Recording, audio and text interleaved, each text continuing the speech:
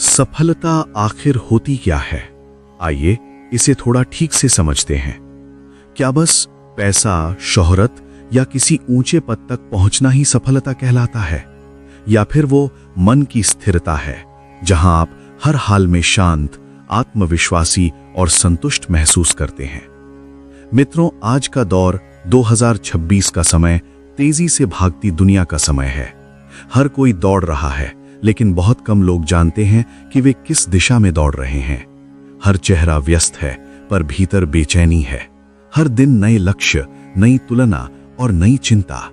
यही वो क्षण है जब गीता की आवाज सबसे ज्यादा जरूरी लगती है, क्योंकि श्री कृष्ण ने हजारों साल पहले वही कहा था जो आज भी उतना ही प्रासंगिक है। मित्रों, वीडियो को पूरा देखें, तब जाकर श्री कृष्ण की ये बातें आपके जीवन में आशीर्वाद लाएंगी। श्री कृष्ण कहते हैं कि कर्म ही तुम्हारा अधिकार है, फल पर नहीं। ये वाक्य जितना सुनने में सीधा लगता है, उतना ही गहराई में जाकर हमारी सोच को हिला देता है, क्योंकि ये एक साधारण सलाह नहीं, बल्कि जीवन की पूरी दिशा बदलने वाली शिक्षा है। गीता के अध्याय 2 श्लोक 47 में श्री कृष्ण अर्जुन से कहते हैं, कर्मण्येवधिकारस्ते मां फलेषु कदाचन मां कर्म फल हेतुर्भूर्मा ते संगो अस्त्व कर्मणि। अर्थ, मनुष्य को केवल अपने कर्म करने का अधिकार है, परंतु उनके फलों पर नहीं। इसलिए कर्म फल की चिंता मत करो और कर्म न करने में भी आसक्त मत बनो।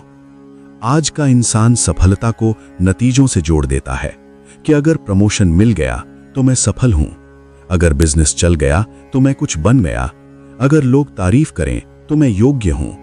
पर गीता कहती है, सफलता नतीजों में नहीं, भावना में है। वो स्थिति जब आप पूरे समर्पण, पूरे मन और बिना आसक्ति के कर्म करते हैं।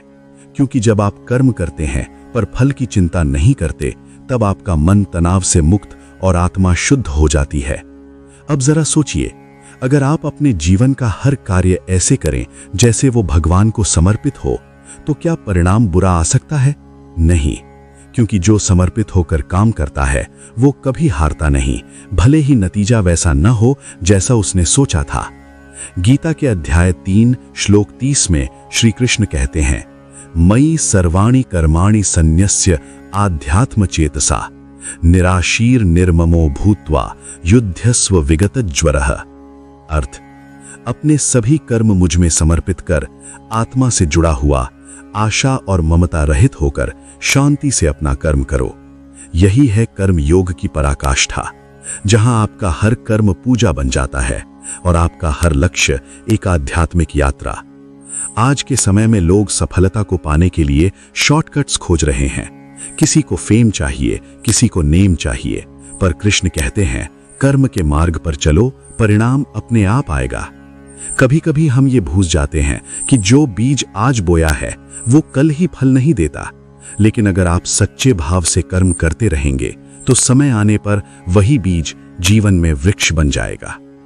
थोड़ा विराम लेकर धीमे शांत स्वर में, और हां, अगर आपको कृष्ण की ये बातें दिल को छू रही हैं तो इसे यूं ही अपने तक मत रखिए। कृष्ण कहते हैं, ज्ञान बांटने से बढ़ता है। तो इस वीडियो को लाइक करें, कमेंट में जय श्री कृष्ण लिखें और चैनल सोल गीता को सब्सक्राइब करें, ताकि गीता के ये अमृत शब्द हर वीडियो में आपके मन तक पहुंचते रहें। क्योंकि जब एक मन बदलता है तो उसका संसार बदल जाता है। अब लौटते हैं असली विषय पर। सफलता आखिर मिलती कैसे है? गीता के अध्याय 6 श्लोक 5 में श्री कृष्ण कहते हैं, उद्धरेद आत्मना आत्मनम नात्मनम अवसादयेत आत्मैव ह्यात्मनो बंधुर आत्मैव रिपुरात्मनः। अर्थ, मनुष्य को अपने मन द्वारा ही स्वयं को ऊपर उठाना चाहिए, ना कि उसे नीचे गिराना चाहिए, क्योंकि मन ही उसका मित्र है और मन ही उसका शत्रु। ये श्लोक हमें एक गहरा संदेश देता है।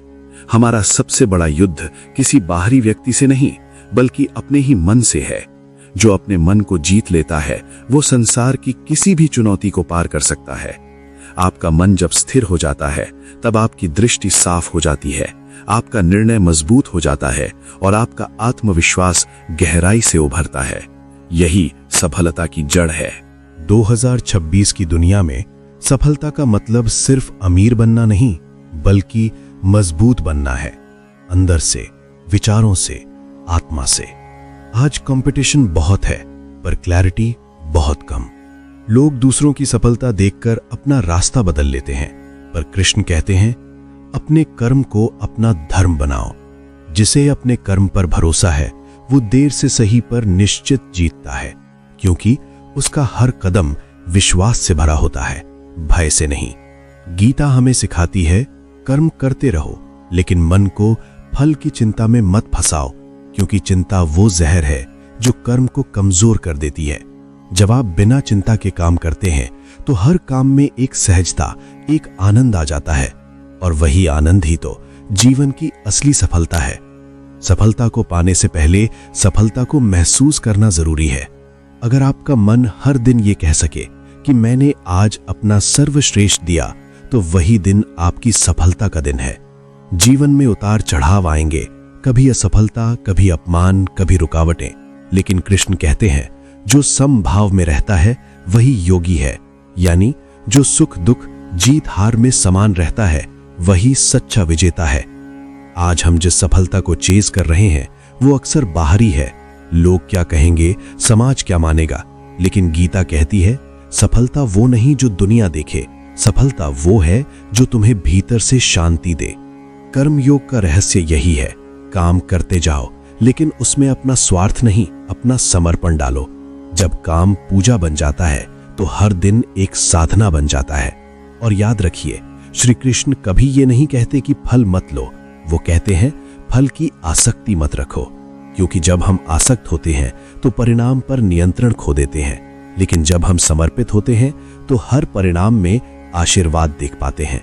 तो अगर आप 2026 में अपने जीवन को सच में सफल बनाना चाहते हैं, तो ये 3 सूत्र याद रखिए। पहला, अपने कर्म को पूजा मानो।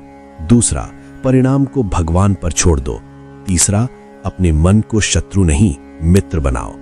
सफलता वहीं जन्म लेती है जहां कर्म निस्वार्थ हो और जहां समर्पण में शक्ति हो। जीवन में कुछ भी स्थायी नहीं, न असफलता न सफलता, पर कर्म और श्रद्धा अगर सच्चे हो तो हर रास्ता आपको मंजिल की ओर ले जाएगा। क्योंकि गीता की नजर में सफलता का अर्थ सिर्फ उपलब्धि नहीं, बल्कि आत्मा की शांति है। जब मन शांत होता है, तभी दुनिया की सबसे बड़ी जीत भी अर्थपूर्ण लगती है। तो उठिए, अपने कर्म को भगवान को समर्पित कीजिए, मन को शांत रखिए और सफलता को अपने पीछे आने दीजिए। क्योंकि जब आप कृष्ण के मार्ग पर चलते हैं, तो रास्ते कठिन नहीं, सुंदर लगते हैं।